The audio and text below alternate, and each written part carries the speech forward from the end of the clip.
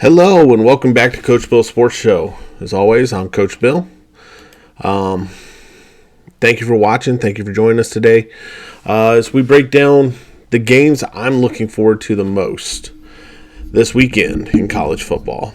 So we're going to start it off with UCLA and Oregon. I think UCLA is ranked number 9. Oregon is ranked number 10 right now in the AP poll. If not, it's fairly close to that.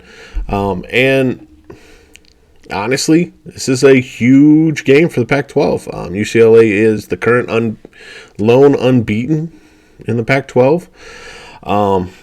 Dorian Thompson Robinson, DTR. He's just doing phenomenal work out there with Chip Kelly as the head coach. I don't know if they've been together all 5 years, but they've definitely had some time together, and they're starting to build an offense and a scheme that works for them. So they go on the road to Oregon this week. Oregon, since losing to Georgia, has been undefeated. I think they've been blowing teams out. I think the closest game was like 16, 18 points, something like that. So Oregon's been a solid team since losing to Georgia. And let's be real, there's a lot of teams that are going to lose to Georgia. But college game day at Oregon, UCLA coming into town. UCLA is, I want to say they're dominant in any aspect, but there's not a flaw in any aspect of their game right now, which is phenomenal to see from them. With both teams' offenses being the high-powered, quote-unquote, talent-driven sides of the ball, I'm expecting a little bit more of a shootout in this game. I think it honestly comes down to which defense steps up and makes a stop. If Oregon can make a couple stops and give their offense time to really kick it into gear, Oregon's going to be a tough team to beat. The current line is Oregon by -6. I think based off of our algorithm, we've got Oregon by 8. But I think that's a little high. I honestly think it's going to come down to who has the ball last and who can make the most stops. So for me personally, I've been Oregon -3. Home field advantage. UCLA has had some big games so far, but they've been at home. This is their first real road test of the season. And it strikes me as Oregon is going to win this game. Next big game of the weekend is Clemson. Syracuse comes into town at Clemson. So Clemson, excuse me, I think they're currently 5th in the AP. I know they're 2nd in my polls. They finally have a homecoming that actually is a game for once. Syracuse, I know when they were looking at it, Syracuse hasn't really been that big of a game for them recently. But coming into town, Syracuse is undefeated. Syracuse has been handling their business offensively and defensively. I think Syracuse is better than people are giving them credit for. But as I said, Clemson's my number 2 team in the nation right now.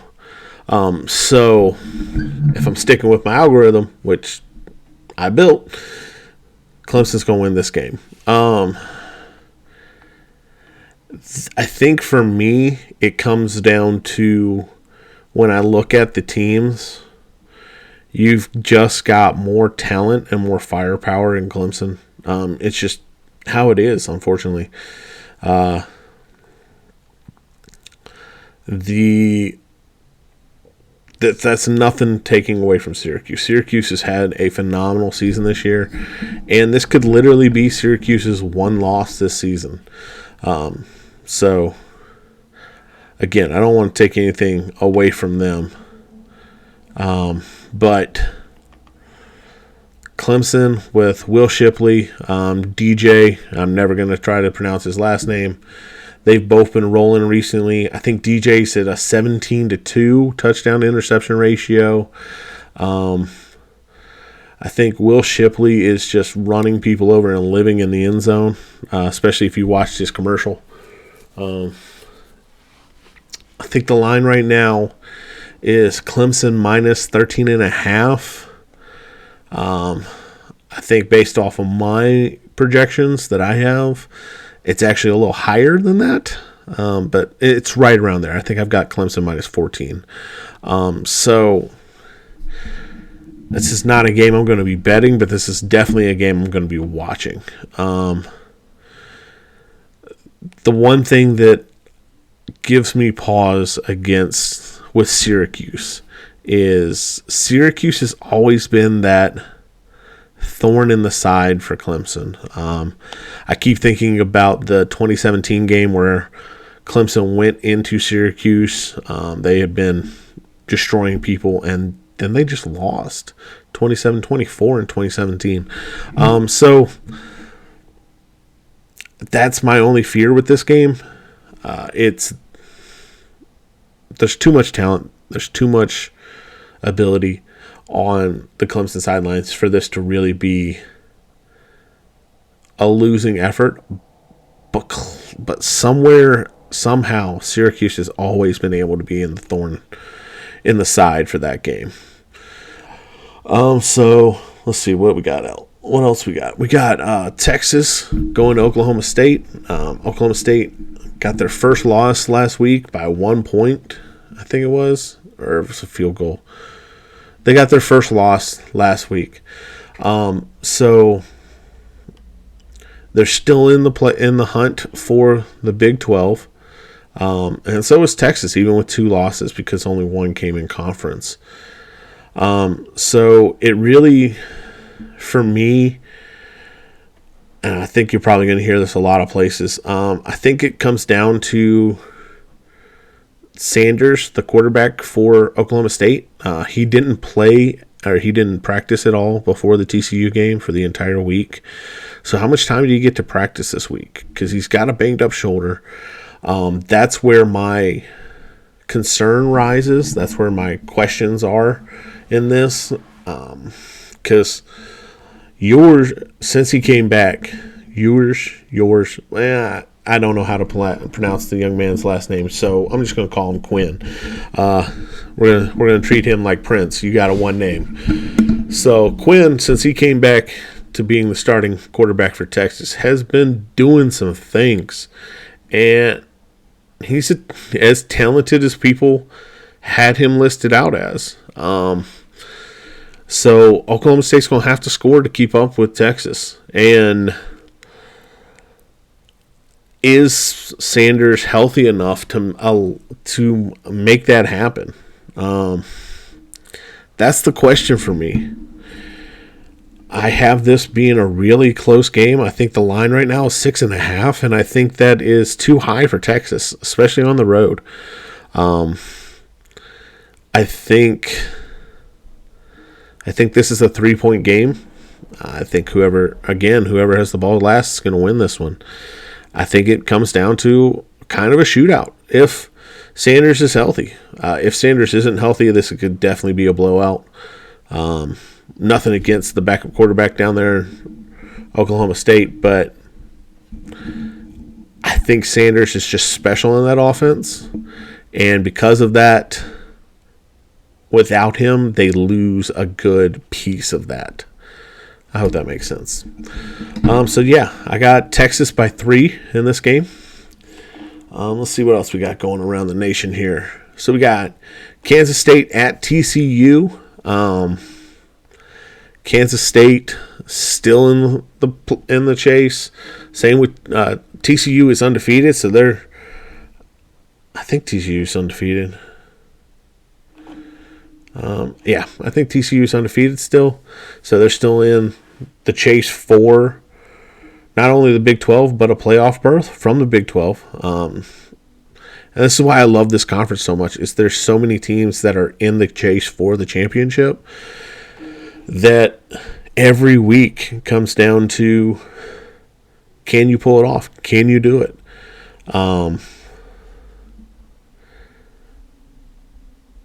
I think this one comes down to TCU's offensive efficiency. I know they've scored 38 points in every game they've played. I think the number for them is 45. If TCU gets to 45 first, I think they win this game. TCU is currently favored by 3.5. Their offense is just amazing. Their defense isn't much to write home about, but Kansas State's defense is fairly solid from what I've seen. And it's a good matchup. Strong offense versus strong defense, always a good matchup. I just think TCU has something a little extra special with Martinez and Vaughn in that backfield, quarterback and running back. And they are just explosive plays waiting to happen. I don't know where they sit nationally for explosive plays, but I'd be willing to bet they're in the top 10 for explosive plays in TCU. So with TCU, the last unbeaten, I just think there's a little bit extra pressure there, which Kansas State can take advantage of. But I think TCU pulls this out. So like I said, the line for TCU is 3.5. I've currently got TCU by 7. So not as big of a game, or not as close as a game as the Vegas guys are saying, but still, it's one hell of a game. I love that conference. The Big 12 this year, hands down, is some of the best, or I don't want to say some of the best, some of the most entertaining games to watch. You know they're going to be offensive shootouts, which I love. Absolutely love it. Every game matters because there's so many teams that can win that conference this year. It's just a knockdown, drag out, and I love that conference. Let's go into the conference that matters the most to me currently. But that's partially because of my fandom, partially because of this show. SEC conference.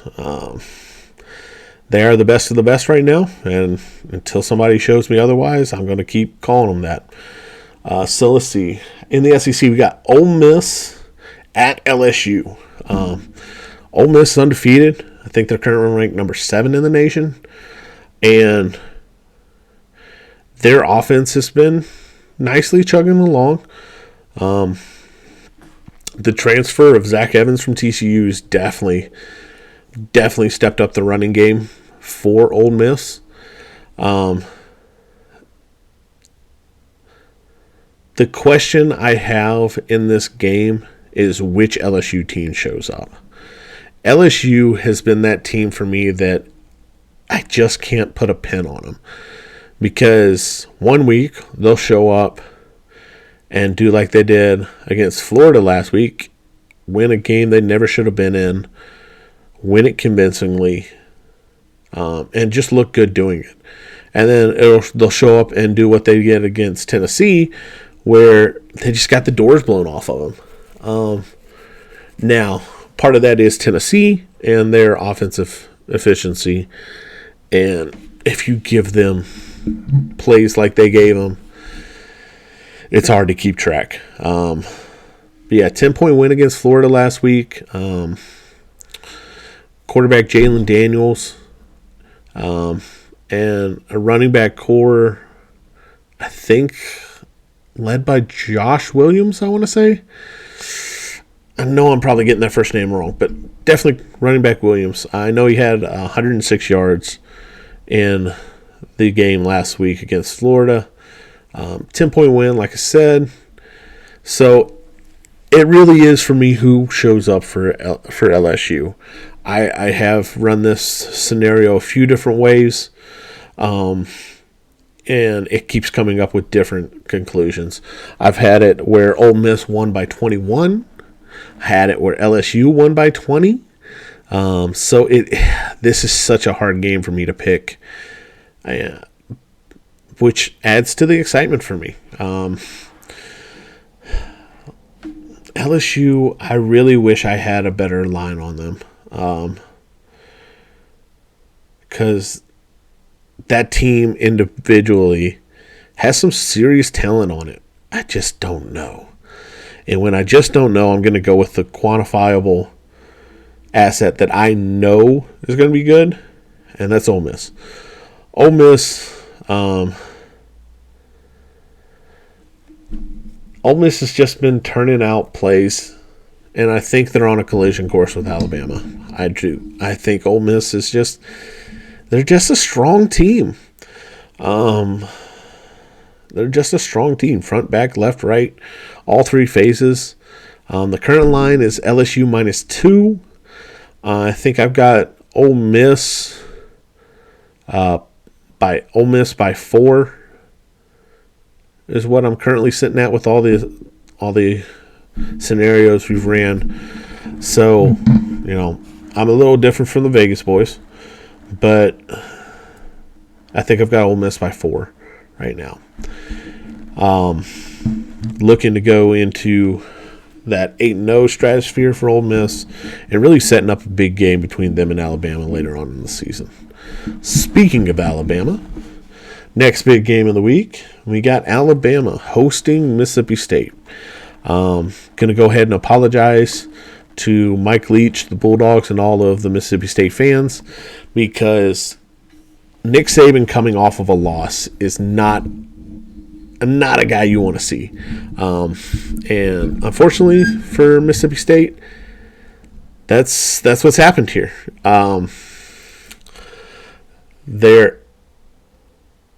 They always come out angry in these games. And I'm trying not to take anything away from Mississippi State right now because they are a solid team. They're really good.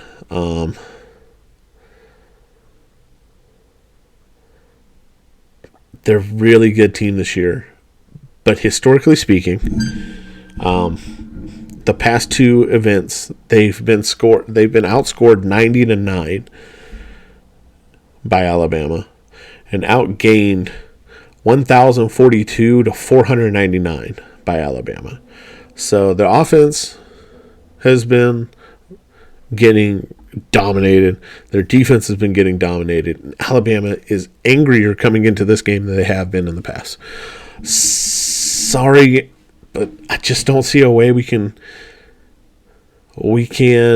go against Alabama in this game.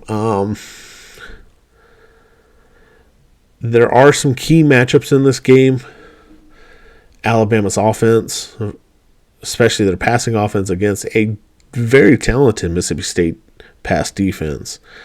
And then what happens with Alabama's defensive backs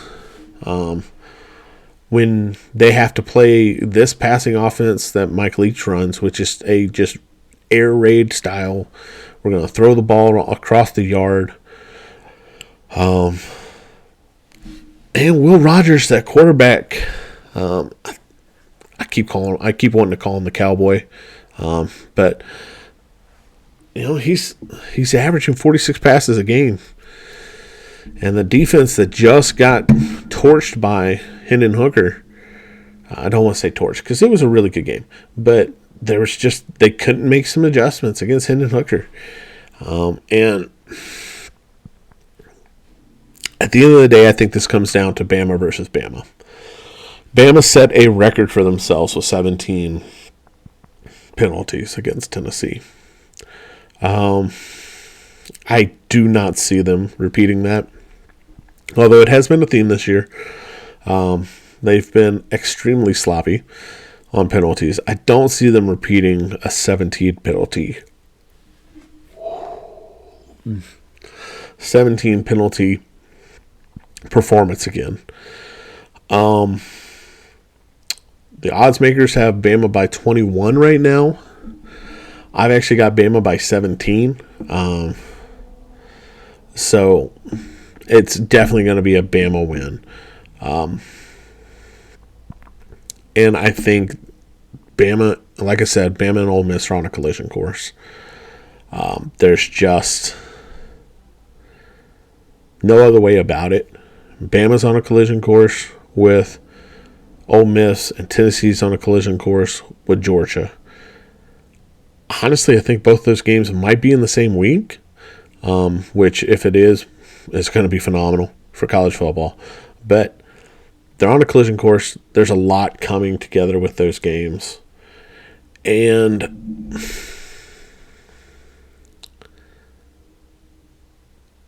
it's one of those things where it has so much implications that I'm watching every time they play because of those collision course games, because of the implications they have nationally, not only in the SEC. So last game of the weekend for you, a little bit off the beaten path, but it's actually Minnesota at Penn State. Penn State, after a tough game against Michigan, they come home and they get Minnesota, who had a tough game on their own right. And then not only do they do that, but I believe hold on one second. I believe next week is Ohio State. Yep, Ohio State, Penn State. So for Penn State, this is kind of a trap game, unfortunately. You just came back from a tough loss, which, yes, you looked like you were in it at halftime, but you weren't really ever in that game. And you turn around and you get Minnesota coming to town. They're off of a tough loss as well. I think the line currently has Penn State by 4.5. I've got Penn State by 3 in this game. I think it's closer than people are giving it credit for. I definitely think this is a trap game. Minnesota can sneak in and steal one against Penn State, especially if Penn State's looking ahead to Ohio State next week. So there's a lot of looking ahead that's possible this week. I know I didn't touch on Tennessee, but Tennessee's got UT Martin this week for homecoming. It's a get-right game. Get healthy. Get people in, get people out, let some second-stringers play. There's no real fear in me about UT Martin being in Tennessee this week. Even if they are looking ahead for Kentucky next week. Ohio State's got Iowa. Again, that's not another team that I'm afraid. Ohio State could be looking ahead, but Iowa's offense has been so atrocious that I don't think it really matters. If Ohio State can put up 21 points, they're going to win that game easily. So there's a couple teams that I left off the list just because their games really don't matter this week. They just need to not lose them this week. Because next week is chock full of some fun stuff. Some absolutely good matchups next week. Looking ahead, sorry. Yep, there's some absolutely good matchups next week.